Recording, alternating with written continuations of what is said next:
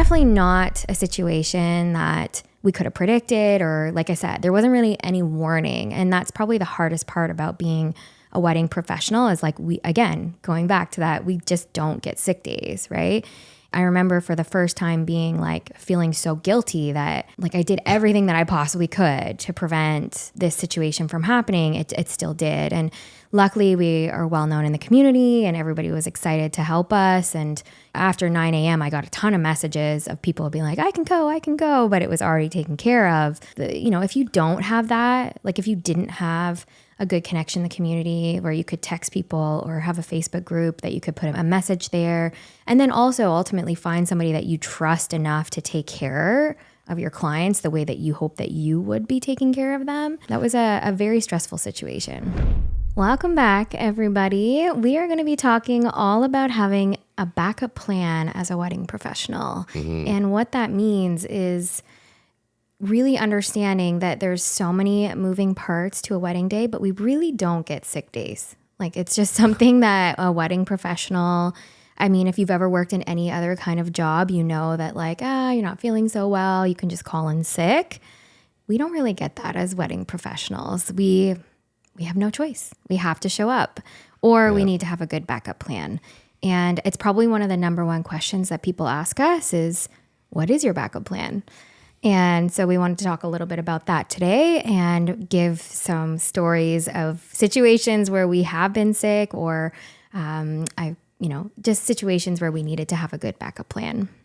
Yeah, I think this question was brought up a lot during COVID when that first started coming out because people were like, well, I'm going ahead with my wedding, but what if I'm sick, you're sick, your team is sick, whatever it is. Obviously, everyone was getting sick during that time. And for us, it's pretty topical because we're coming back from being sick ourselves a little bit, but thankfully it was in the off season. So that made it a little bit easier for us. Imagine it was, in the middle of season and we were off for 2 weeks almost with the kids being sick as well. So that's another thing. It's not just you getting sick, or it's situations that might pull you away from being able to perform your tasks, like your family getting sick, or like the story that we're going to talk about in a little bit here. But those are definitely questions that your clients will ask you, or if they don't ask you, at least have an answer prepared. We'll dive a little bit into the story. I'll let Bethany kick it off because it mostly affects you. I mean, I was there, but yeah. So what happened, Bethany? What happened? Well, we got pregnant with twins. Now that threw us for a curveball because we found out we were pregnant in maybe March or something of that year and had a full season of weddings booked for that year. And I ended up getting put on bed rest in August that year, which is right smack in the middle of wedding season. And the hard part about being pregnant is like, as much as you can plan, the timing of when, you're hopefully going to deliver your baby or babies in our case, that was unfortunately not the case when it came to us. Now, we knew there was a possibility that they would be early. Like we definitely understood that. I don't think we expected them to be quite so early. And maybe that was just on me, just being naive. We had already had a child and I went to full term. And so I kind of just assumed that it would be the same for the twins, or at least like full term would be 37 weeks, which would have brought me like into December, late November, December. However, I will get into that we did talk to our clients about our situation ahead of time. Each one of our clients that kind of got married, I would say from August onwards, already knew that I wasn't going to be photographing the wedding because I had been put on bed rest, and knew that you were going to be taking over as my backup plan. And then we had already arranged second shooters to shoot with you as, again, having like a prepared backup plan. We also go that extra mile, and I know we've talked about this a lot before, but we do have questionnaires that we fill out with our clients that kind of detail everything in advance. And we also have a full-on timeline that has a lot of details in our timeline. Like it's not just like, hey, show up at prep and then, okay, go for first look. Like there's a lot of details in between there explaining exactly what it is that we're trying to do and what we're going to be covering. I thought that was a industry standard until the more and more that I talk to some clients, because we do a lot of video with other photographers, and when I, as a videographer, send a timeline to a client and then they come back and they're like, well, I haven't heard anything from the photographer yet. And it blows me away that somebody doesn't create a timeline as a photographer or discuss it with the client and like, you know, have these backup plans. So that's why I think it's really important, if you don't do this, that you should start. Exactly. And I mean, as a side note, it was just something I think that I learned very early on, because it was more for my own anxiety to make sure that I wasn't missing anything, right? Because I've heard countless times from different people, different clients, you know, that a photographer missed this shot or missed this important detail. And we don't guarantee every single shot, don't get me wrong, but we want to get as close to that as possible. We want to get as close to hitting as many of the milestones that we discuss with their clients. And then if we aren't, at least we're having the conversation with them on the day of versus being like, oh shit, we didn't get that. I had been kind of on bed rest since August, and I wasn't really listening in the sense of, you know, we had a 3-year-old running around. We still had our business in full swing, family sessions, engagement sessions, weddings, etc. And I was still working full time at that point.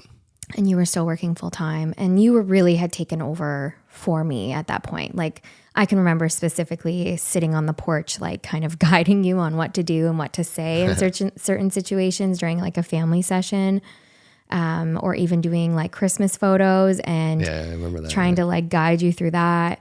But I was still there. I was still trying to make an effort to kind of make sure that the clients were still getting a very close feeling as if I was there taking the photos, but I really wasn't. I was just kind of sitting off in the sidelines, you know, giving you direction. However, in our scenario this is why the backup plan is so important, and having, you know, good connections in the community is really important.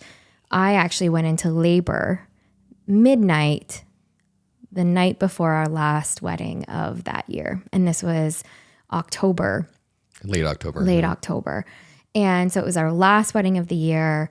And even that night, I didn't even necessarily think I was going into labor. I did feel off. I remember my mom was taking our son, like our 3-year-old, for the weekend, because just to give us a break or whatever. And luckily she did, because I ended up going into labor that night. And it was very sudden, just like with our first one. Like, I kind of had contractions, I think, with the first son, but with the twins, I didn't really have any like contractions. My water broke while I was in bed, you know, right as we were kind of getting into bed. It was kind of a very dramatic, scary moment, because, not to be TMI, but there was a lot of blood, and, you know, it was just kind of so early. There was a lot of thoughts like running through our minds as like, this is way too early. We shouldn't be having our babies 8 weeks before they're due. And I remember feeling so incredibly scared, because we also had a wedding the next day that you were supposed to be going to shoot. And all of the anxiety that comes with that is just, it's hard to really imagine being in a situation like that. Like, at least if I was sick or I had had tons of contractions the night before or something like that. Like, if there was signs, it would have been easier. But in our case, it was close to midnight by the time we got to the hospital by ambulance, which was a whole other story.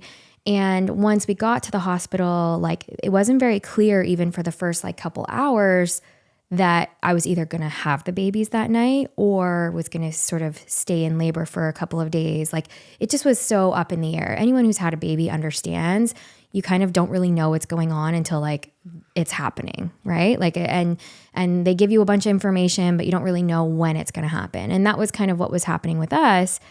But at the same time, we knew like, you're not going to miss the potential birth of our twins. And I obviously couldn't go and photograph it. So it was midnight, right? How do you get in contact with anybody at midnight the night before and figure out who's available, et cetera, et cetera? I remember in the hotel room trying to have that conversation with you, and then we'd like the hotel room. Did I say hotel room? The hospital room. Yeah. The other H word. Yeah, we did not have babies in a hotel. But I remember we reached out, we were texting, we were posting on social, we were just trying to figure all it in out. caps. I put it all in caps. I remember being like, emergency, need a photographer today for a wedding. Yeah, because at that point it was already morning. It was Like early 2 in the morning. morning, Yeah, yeah. and nobody was up. I remember it took a little while before we even heard back from anyone.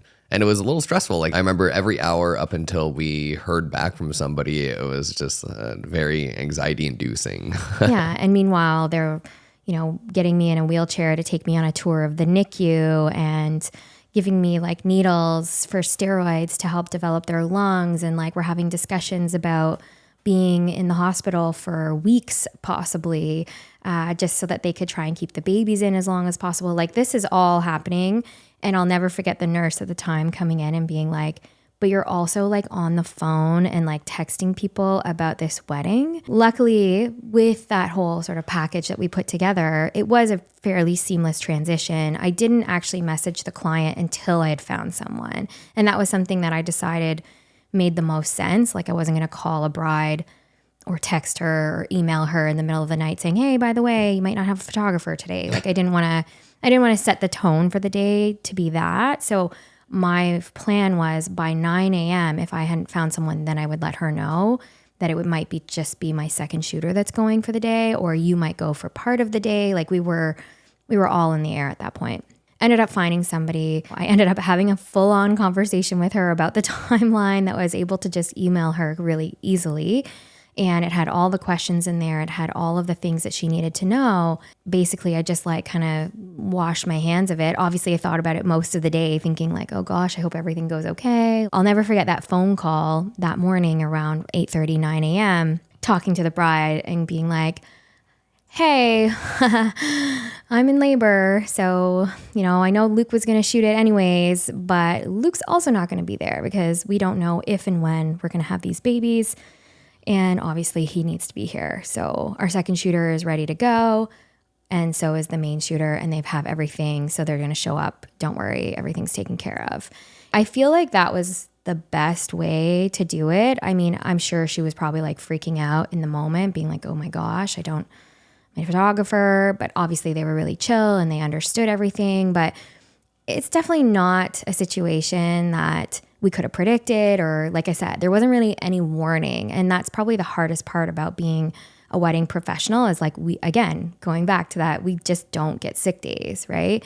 I remember for the first time being like feeling so guilty that like I did everything that I possibly could to prevent this situation from happening. It still did. And luckily we are well known in the community and everybody was excited to help us. And after 9 a.m., I got a ton of messages of people being like, I can go, but it was already taken care of. If you don't have that, like if you didn't have a good connection in the community where you could text people or have a Facebook group that you could put a message there, and then also ultimately find somebody that you trust enough to take care of your clients the way that you hope that you would be taking care of them. That was a very stressful situation. I remember what happened is that we essentially sold her the contract for this wedding. So she didn't shoot it as us. We just let her shoot it, right? Or did she shoot it under umbrella? I don't remember. No, she shot it under us. Okay, so we ended up editing the photos. But that's another thing that you can do is just sell the contract and let somebody take care of the editing,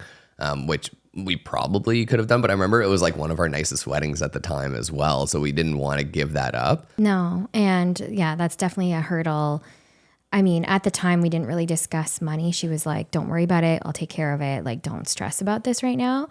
And I was so thankful in the moment. But of course, like me being the type of person that I am, of course, I was stressing about it because I didn't want her to feel like, she wasn't getting a lot of money. Yeah. But at the time, we just weren't charging a ton of money. So, I mean, it all worked out in the end. I just had a very honest conversation with her about like, hey, this is just literally how much I'm making. So you can take the difference. Basically, we'll pay the second shooter and the rest is yours. I'll still edit it, etc. And that brings me to another point is maybe when you're getting into wedding season and if you don't have like an actual person that's a backup to you, that could be something like we're lucky. We also have a team that we can rely on that we've been training and that are pretty reliable. We have shot their own weddings before. So it's pretty easy to just hand them stuff and have them go do it. But if you are just a solo entrepreneur and you don't have good ties in the community or like a specific person, you may want to link up and be each other's backups. I think that would be really beneficial to both of you.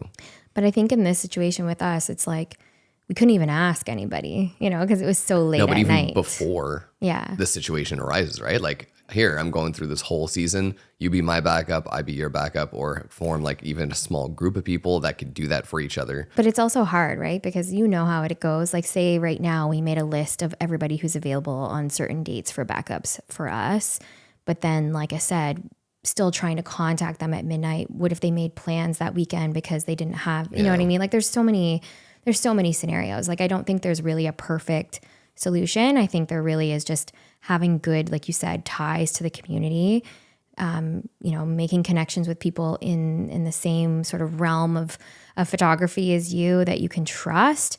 And, I think also if you've worked with second shooters, you have an idea of what it's like working with somebody else and editing other people's work and things like that, right? Because that's a whole other thing. I remember just from that wedding, I had just edited some second shooter stuff, but not a whole wedding. And that was kind of a challenge. She did a nice thing. She ended up sending the couple some sneak peeks, which was awesome because it just got us off the hook because we were still in the hospital for over a week. But I had a hard time trying to match her edits because I didn't edit the exact same way that she did. And I remember that just being a little bit of a challenge because I was just like, oh my gosh, this is not how I normally edit. It's just all learning opportunities, right? And I think, like I said, today things would be different. But when we were, this was back in 2018, that was a big horrible situation. And then we also had another one, which, we haven't talked about very much either, is 2 years ago during like the 2022 season when things really kind of kicked back off. We were really, really busy. Our daughter got really sick while we were at a wedding. And so she was at school and the school was calling us and she's like, well, can't one of you come? And it was like, no, like you're doing video, I was doing photo, like we really couldn't leave. The nanny that we had at the time was also really sick. And your parents were coming to watch the kids, but we couldn't get a hold of them. And so we're trying to call them. We couldn't get a hold of them. We ended up getting our nanny who was sick to go pick her up from school because the school was literally calling us every like 15 minutes while we're at a wedding. We're on the phone at the same time of shooting a wedding, right? So we're dealing with like family photos, I think, at that time. And luckily, I could take a little break from doing video because it wasn't anything crazy going on. Like it wasn't during a ceremony or anything. Yeah, it was only like 1 o'clock or something. But yeah, and so we thought, okay, well, finally, we got a hold of your parents, and then they were gonna go show up and like take over from the nanny. 20 minutes later, we had another phone call that she's going by ambulance to the hospital because she ended up having a seizure from her fever. And that scared the hell out of us. So I remember literally getting the phone call and being like, I need to leave. Like, I need to go be with our daughter. And this was what? 6 p.m. Yeah, okay. I was thinking 5-ish. Yeah, it was around 6-ish. And luckily by that point, we'd already done, ceremony. We had already done all of the bridal sunset as well. Sunset photos, everything, because it was late October. It always seems to be around that time of year we have something go on. But anyways, we won't talk about that. That's a whole other episode. But essentially, I ended up leaving, right? Luckily, we had a team there. So we had you plus 2 other people that could take over. I obviously went to the couple and I was like, I'm so sorry, but I do need to go. I need to be with my daughter. And again, if you didn't have a second shooter, like I wouldn't have been able to leave, right? I probably wouldn't have been able to leave, right? In that situation.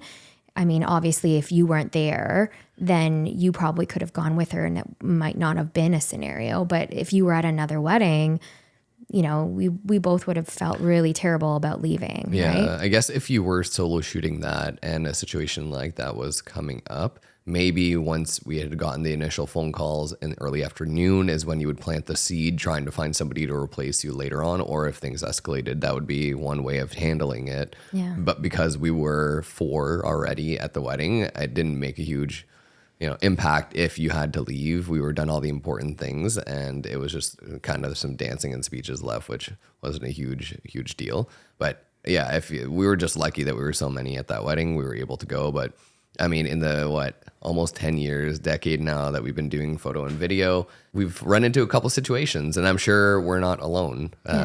Everyone out there has gotten something. There's unavoidable stuff, family things, or yourself. And the moral of the story is just to make sure that you put a lot of effort into having a backup plan, because you can't just reschedule a wedding. No. You know, it's happening with or without you. And if you're really a professional, you have options, you have backups, or you're going to try your hardest to make sure that your clients are satisfied, that they're taken care of, right? And I've actually gone to a wedding really sick as well. Like, I ended up wearing a mask and going to the wedding. I ended up messaging the bride being like, I am sick. Like, I'm really sick. I'm still coming. But I'm letting you know right now that, like, I don't have much of a voice. I seem to always lose my voice when I get sick. That seems to be the thing. And I don't have much of a voice. I'm going to wear a mask. I'm going to keep my distance. I'm going to be medicating myself a lot. And I got through that day, but I definitely felt a little bit high, I think, on the way home, because I had taken so much medication to just like get through the day. And I've laughed about it since with the bride, because she had, of course, talked up her amazing, talented photographer. And meanwhile, I show up looking like a homeless person, because I told her, I was like, I can't even wear makeup or anything, because I'm just sweating constantly. And, it was like mid-August, right? Or something like that. It was like 40 degrees outside too, on top of this. And I'll never forget her being so thankful that I still came. But I definitely felt horrible. Like, I was on another level. Like, when I say to couples, like, don't worry, I'm going to be there, like, I really mean it. I went to weddings when I was pregnant on bed rest. I can remember 2 weeks before I went into labor, I was at a wedding with you, and I was just like sitting everywhere. I don't know if you remember that, but you and the second shooter were going around, and then I was there to help with like posing and whatever, because I just felt like so terrible about having to miss the wedding. I don't remember you like actually taking a break. I remember you being told you should be on bed rest, and then you just didn't. So that's my memory. I did take a break.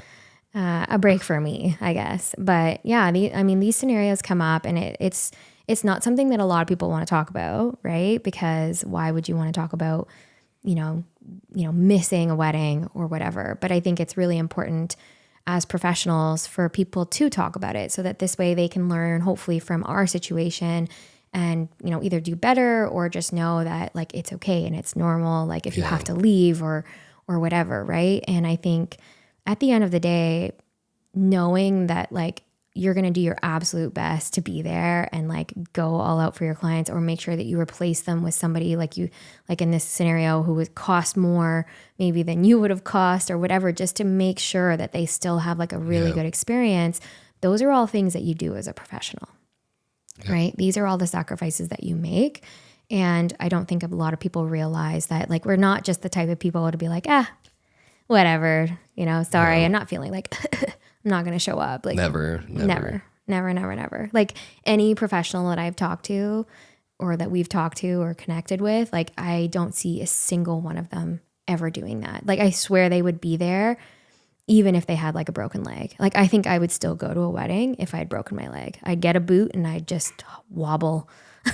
Yeah, that's fine. I could wheel you around in a chair as well, right? That's what I mean. You would just do all your photos like this. I probably would go if I had a broken leg. Like, let's just like put that out there. I'm just, we're dedicated. We're just into it. We don't want to miss it. Like, you have to, I think. Well, it's a commitment, right? Not only do the couples commit to you by like giving you the deposit or whatever, and like you commit to them that you're going to be there on their day. Like, that's what it is. We really want to be there. Like, Exactly. we don't want to miss it. And so if you're getting a vibe from somebody that, they're just like super nonchalant or whatever, I mean, maybe they're not your person, right? I mean, I've never heard of stories, but I'm sure there are, of just photographers just not showing up or whatever. I mean, we've heard of stories where that's happened. You get what you pay for, so. Yeah, we have heard scenarios where that's happened, where basically a photographer just is a no-show for the day, like they got the date wrong or whatever. But I mean, again, that just shows the level of professionalism, right? Like, did you even get a contract? And things happen, and that's what it is like you may not think that it can happen to you until it happens. Like, what if your car breaks down on the way there? Yeah. Or like, Which I've seen that happen and you're like too. in the boonies, there's no Ubers, there's no whatever, right? So there's a lot of things that can happen. So be prepared, Yeah. because if you fail to prepare, then prepare to fail. Famous quote From your father. from the papa. All right, we're going to go back to sharing a personal problem that we just had recently about being sick, because we just spent the last 2 weeks being bedridden pretty much and taking care of our 3 sick children. And we've really committed to creating a lot of content. So I'm sure there's a lot of people out there who can relate to this where that content just stopped, right? Like, let's just be honest, we really kind of couldn't do it. It was really bad timing, to be honest, because we had created so much content and we kind of stopped creating content like, mid-March. And then we got really busy with other stuff, but we had a good amount saved up to last us through the rest of March. And then we're like, okay, in the next couple weeks, we're obviously going to be still creating content and we'll be able to catch up and make some for April. And then come mid-March, late March, that's when everyone started getting sick. And we didn't jump back on the train and create more content. So we actually gapped of like about a week or 10 days where we haven't created content or haven't posted anything. And it sucked. Yeah. And you can definitely see like all the numbers, all the analytics, right, that we've been tracking just like falling. It's a very emotional thing, to be honest with you. And you've put so much effort in just seeing everything like going up and up and up. And then to see it come crashing down just as fast is a little disheartening. And in our scenario, like, again, it just always feels like it's out of our control. And these situations kind of like hit us and like we learn from them, hopefully. But I think going forward, it is about just maybe setting the expectation that we can try and create content more regularly so that this way we don't fall into this scenario, right? Like, we really should just have like a huge backup of things. So maybe it's just about having a month's worth of content, if that's even possible, created in advance so that this way you're not kind of getting into this scenario where you've dropped off the face of the earth for 10 days because, you're just not able to physically get out of bed or force yourself, nor do you really want to. Like, I'm trying to sort of see the upside to this is that, we have been working really hard even since last year, this time of year, right? Like, we really haven't taken much of a break since that time. And so this was kind of like our forced rest, let's just call it that. And, usually we would take a vacation or go south or do something like that. We didn't do that this year. So as much as it really... that was our vacation? Yeah, our vacation was us being sick. Yeah, I know. It sucks. But we have to look at it like as a positive scenario as much as possible. I guess our lesson that we're going to take away from being sick for that amount of time is that we should try to have more content like created ahead of time. So, setting a schedule, we've talked a little bit about last week, just trying to set more of a schedule or just like a regular interval of creating, even maybe when we don't want to, so that this way we have some backup plans so that we're not in a situation where we're just like kind of creating, like a week in advance. I think that's really the best way to go forward from here.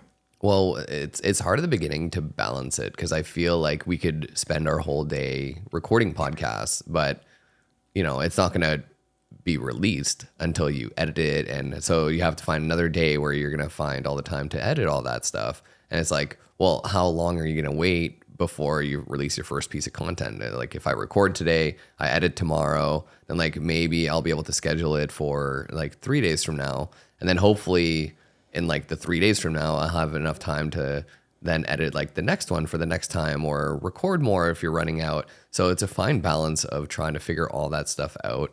We hope that this little inside story / insight into creating content, shooting weddings and being a wedding professional and having a backup plan. We hope that from our experience that you've learned something today or have taken something away from today where you feel confident in your ability to provide like a really good service. I'm sure you're somebody who would not want to miss a wedding day, but things happen. So know that it's normal, nor that know that other people have gone through similar situations or have some crazy story that's happened to them, and that having a prepared, backup plan, like in the sense of having questionnaires, having a good detailed timeline, having conversations with your clients about what that would look like, and just being as proactive in that scenario as much as you can is really going to make all the difference. And your clients are really going to appreciate that. And I think that, having a strong sense in your community is also important. So if you've always felt like kind of that you can't talk to anybody, or you don't have any like photographer friends or videographer friends in the community, maybe that should be something that you try to do in the next 6 months, is to try and make a few friends, so that this way, if something comes up, you can reach out to them and know that they're going to do a good job. Yeah, it's almost like a good icebreaker to reach out to somebody and then be like, hey, listen, here's my situation. If ever I run into and I need a backup, can you be that person, whatever? And being vulnerable like that and asking for help. A lot of people love that. They love feeling that they're the ones helping you, right? Yeah. So reach out to them. If you are already doing this, then good for you. Keep doing it. If you're not, maybe that's something you need to explore, because like I said, if you think it's not going to happen to you, that's when it's going to happen to you. So you got to be ready. Learn from us, please. Yeah. Clients will just give you even more of a good review that you took care of them in difficult situations. And it's the easy situations that are just like, they're easy, right? Yeah. It's the really hard times that you really need to, pull up your bootstraps and get it done, that really define if you're going to be like a true professional or not. Yeah. And you got this, okay?